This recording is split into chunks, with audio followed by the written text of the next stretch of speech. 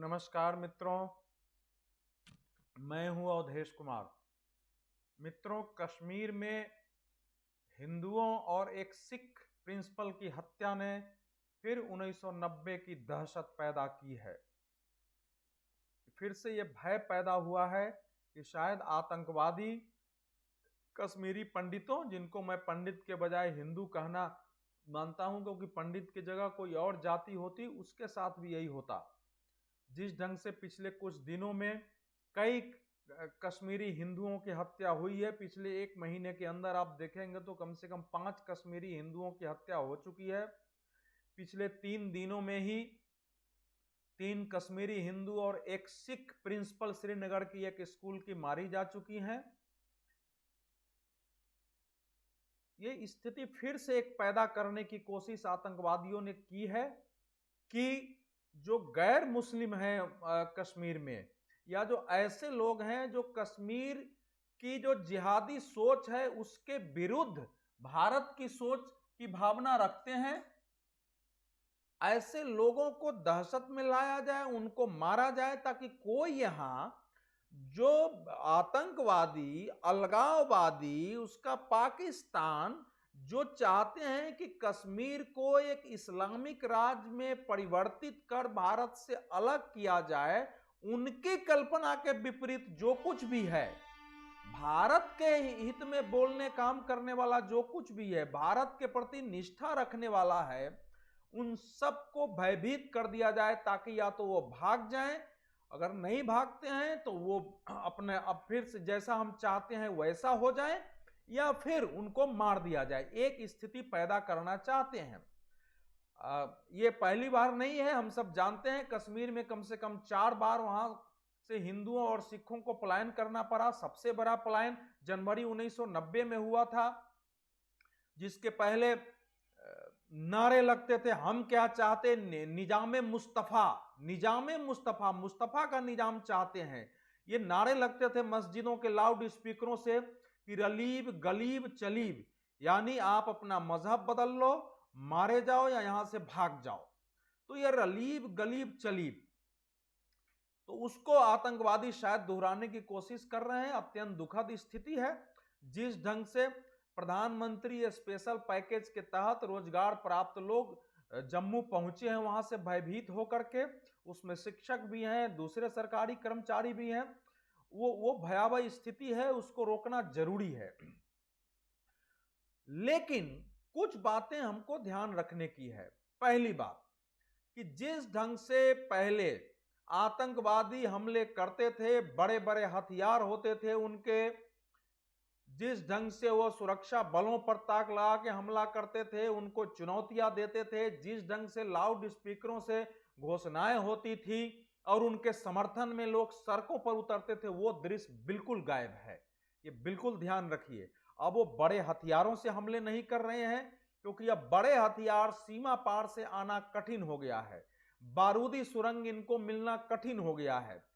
आप देखेंगे छोटे हथियारों से जो भी हत्याएं हुई हैं वो रिवॉल्वर से हो रही है। छोटे हथियार जिसको छिपा के चलते हैं, हालांकि उसको पकड़ना बड़ा कठिन है। छोटा हथियार कोई छिपा के चलेगा तो एक एक व्यक्ति को चेक नहीं किया जा सकता है। छोटे हथियार भी ड्रोन के माध्यम से सीमा पार से ही आ रहे हैं, लेकिन ज्यादातर ड्रोन पकड़े गए हैं। कुछ एक जो बच जाते हैं उससे उसका ये इस्तेमाल करते हैं। दूसरे, इस समय पहले आतंकवादियों के मरने पर जिस ढंग से जगह जगह सोशल मीडिया में प्रचार कर लोग सड़कों पर उतरते थे, सुरक्षा बलों के ऑपरेशन बाधित किया जाता था, नारे लगते थे, वो स्थिति भी कश्मीर में नहीं है। इसलिए सुरक्षा कार्रवाई अब पहले से ज्यादा आसान हो गई है। जो तीसरी बात है कि आतंकवादियों के मरने पर जो अलगाववादी भड़का करके उसके जनाजे में हजारों की भीड़ इकट्ठा करते थे, पाकिस्तान के समर्थन में नारे लगते थे, वो भी स्थिति नहीं है। इसकी मैंने चर्चा इसलिए की कि अगर हम भयभीत हैं कि शायद ये 1990 की स्थिति को दोहरा देंगे, तो वो संभावना इस समय नहीं है।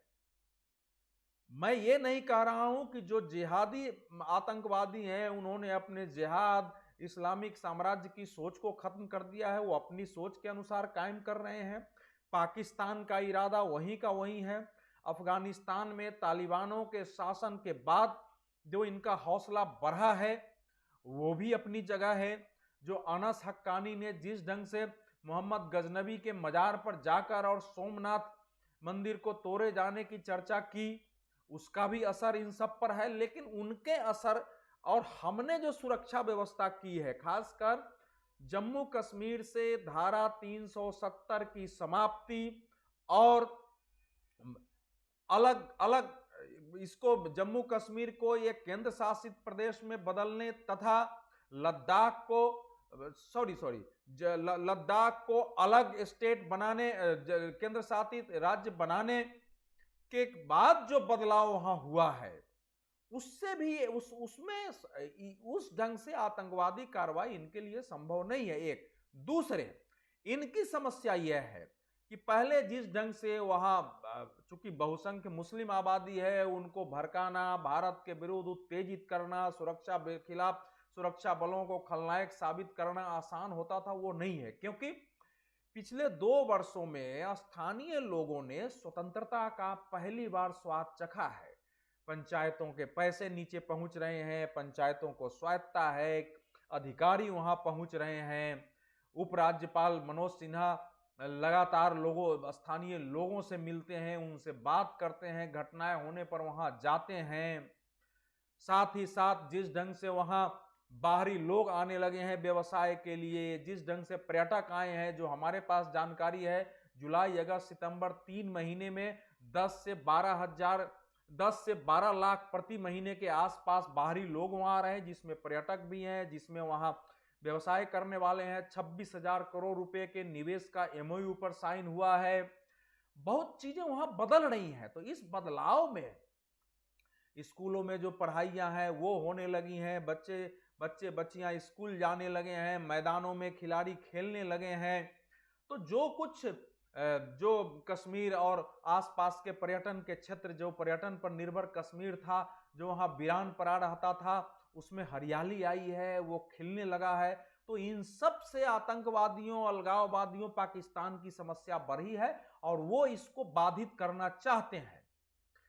और चिंता का विषय है, उन्होंने जो द रेजिस्टेंस फ्रंट है, लश्कर, जिसने इस हत्या की जिम्मेवारी ली है, लश्कर तैयबा का एक फ्रंट माना जाता है, उसने मक्खन लाल बिंद्रू की जम्मू कश्मीर श्रीनगर में जो एक दवा व्यवसायी थे, वहां के प्रसिद्ध दवा व्यवसायी थे, उनकी हत्या करने के बाद जो कुछ कहा है, और जो श्रीनगर में हिंदू शिक्षक और सिख प्रिंसिपल की हत्या करने के बाद कहा है, वो बयान ध्यान देने लायक है।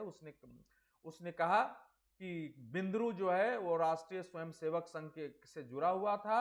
हम ऐसे किसी व्यक्ति को यहां बर्दाश्त नहीं करेंगे जो कश्मीर विरोधी गतिविधियां करता है, यानी जो भारत के पक्ष में बोलता है।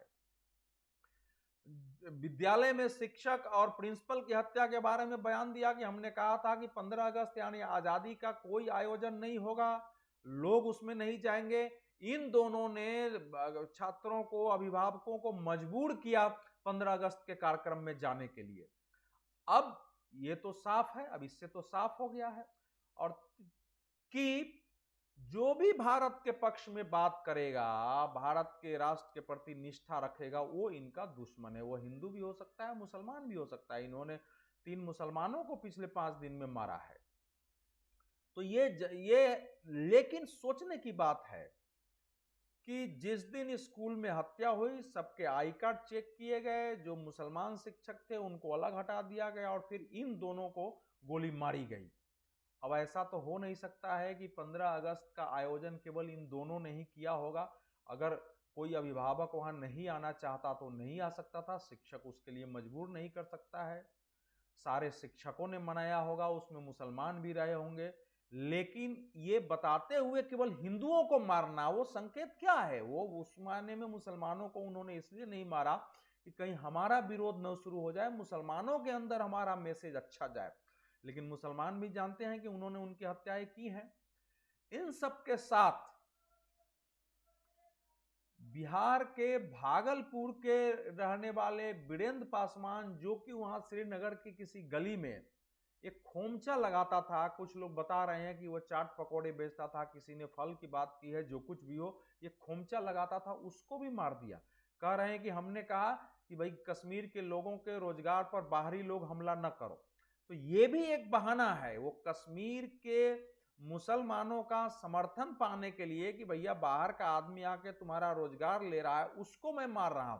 अब एक खोमचा चलाने वाला बेचारा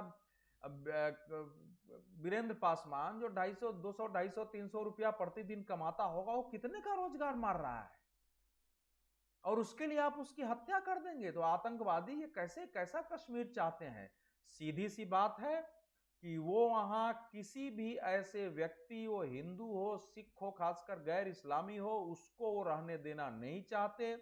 उनको लगता है कि अगर इन सबको फिर दबाव बनाया गया तो ये बाहर चले जाएंगे, और जो पिछले 2 वर्षों में एक वातावरण बना है कि घाटी से पलायन कर गए कश्मीरी हिंदू, बहुत लोग केवल कश्मीरी पंडित कहते हैं, मैं कश्मीरी हिंदू कहता हूं, कश्मीरी हिंदू और सिख वापस आने का मन बना रहे हैं। कुछ लोग आके अपने घरों को देख रहे हैं, सरकार उनकी पुरानी प्रॉपर्टी की छानबीन करके उनको दिलाने की कोशिश कर रही है।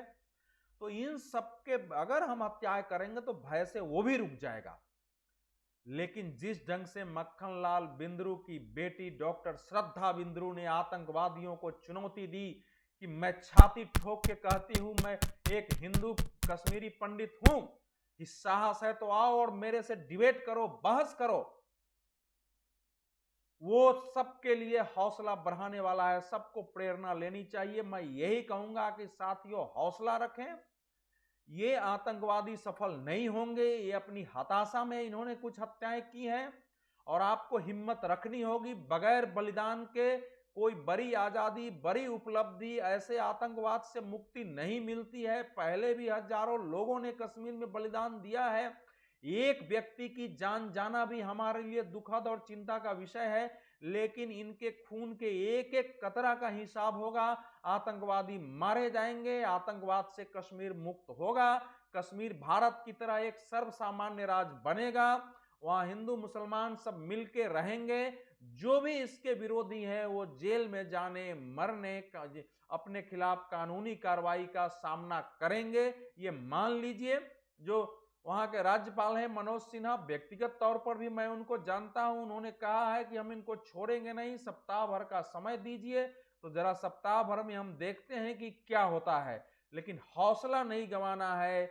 मेरा दृढ़ विश्वास है कि आतंकवादी 1990 की स्थिति को नहीं दोहरा सकेंगे, और जो लोग भी अभी घाटी छोड़ना चाहते हैं वो हिम्मत से वहां रहे, सुरक्षा उनको देने की कोशिश हो रही है। जो जा रहे हैं, ये केंद्र सरकार का, वहां जम्मू कश्मीर प्रशासन का दायित्व है कि उन सबके पास पहुंचे, उनको हौसला दे। जो लोग जम्मू चले गए हैं उनको वापस लाने की कोशिश करे, जो हैं उनको विश्वास हो कि हमारी सुरक्षा है, और वो तभी होगा जब ये आतंकवादी पकड़े जाएंगे, मारे जाएंगे, और एक सुरक्षा का आत्मविश्वास वहां मजबूत होगा। धन्यवाद मित्रों, आप सब मेरे यूट्यूब चैनल को सब्सक्राइब जरूर करिए। धन्यवाद, नमस्कार।